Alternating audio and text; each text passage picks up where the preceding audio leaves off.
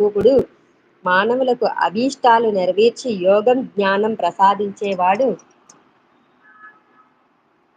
స్మరించిన తక్షణంలోనే అనుగ్రహిస్తూ సర్వత్రా సంచరిస్తూ ఉంటాడు.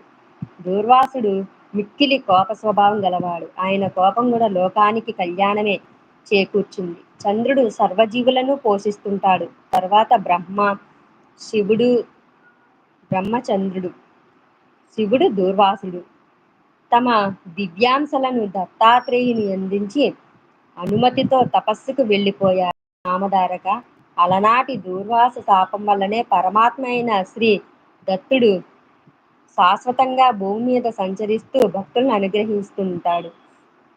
అసలు ఆయన అవతరించినదే అందుకు స్థూల దృష్టికి అలా కనిపించిన నిజానికి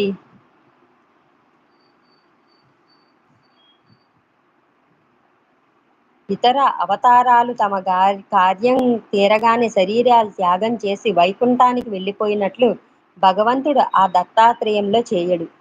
శ్రీరాముడు రావణాది రాక్షస సంహారం కోసము శ్రీకృష్ణుడు దుర్మోధనాది దుష్టులను సంహరించి భూభారం తగ్గించడానికి అవతరించారు. ఈ కార్యాలు తీరగానే ఆ ఇద్దరు తమ శరీరాలు వదిలేశారు. కానీ సర్వజనోద్ధరణమనే దత్తావతార కార్యం సృష్టి ఉన్నంత వరకు కొనసాగవలసిందే కనుక దత్తస్వామి అవతార త్యాగం చేయకుండానే నిత్యము భూమిపై సంచరిస్తుంటాడు. ఈ దత్తాత్రేయుడే ఆది గురువు. పూర్వం భగవంతుడు మత్స్య కూర్మ రూపాల్లో అవతరించాడు. అలాగే ఈ కలియుగంలో కూడా ఇప్పటికీ 2 సార్లు అవతరించాడు. కలియుగంలో అజ్ఞానులకు గోచరం కాకపోయినా ఈ 2 అవతారాలు ఇప్పటికీ కూడా భక్తుల అభీష్టాలు నెరవేరుస్తున్నారు.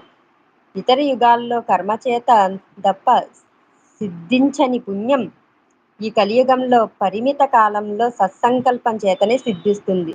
కనుక ఇట్టి కలియుగంలో జన్మించి బుద్ధిపూర్వకంగా శ్రీ గురుణ్ణి ఆరాధించి తరించడమెంతో సులభం. అట్టి అవకాశ పూర్వ పుణ్యం చేత నీకు లభించింది కనుక నేను చెప్పే గురు కథలు శ్రద్ధతో విను అన్నారు సిద్ధయోగి.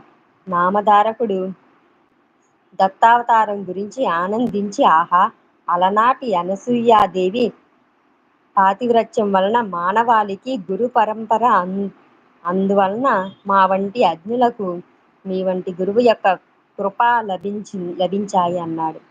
శ్రీ దత్తాయ గురవే నమః. శ్రీ శ్రీపాద శ్రీ వల్లభాయ నమః. శ్రీ నృసింహ సరస్వత్యే నమః.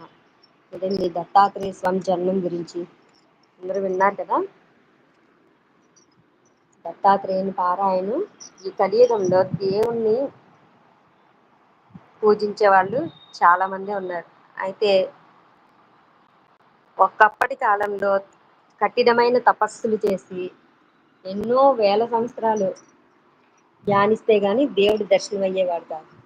కానీ ఈ కలియుగంలో దేవుడు కనిపించడు, కానీ అందరికీ చేయాల్సినవన్నీ చేస్తాడు. ఎప్పుడు ఎవరికి ఏం కావాలో అన్నీ ఇస్తాడు. అయితే మనం భక్తితో శ్రద్ధతో ఆ భగవంతుని నమ్మి పూజించడం ఒక్కటే చేయాల్సింది. మంచి చెడులు అనేవి కంటికి కనిపించినవి, అవి జరుగుతూ పోతాయి. హలో, ఎవరైనా ఉన్నారా? ఇంకా ఇక్కడ చూడండి, మా ఆవు చాలా క్యూట్గా ఉంది కదా. ఎప్పుడు మనకి ఆవుని తాకాలంటే కుదరదు కదా. సో అప్పుడు పూజ అయినాక ఒకసారి నేను ఇట్లా పెట్టుకుంటూ ఉంటాను. ధూపం వేస్తాను. ఓకే,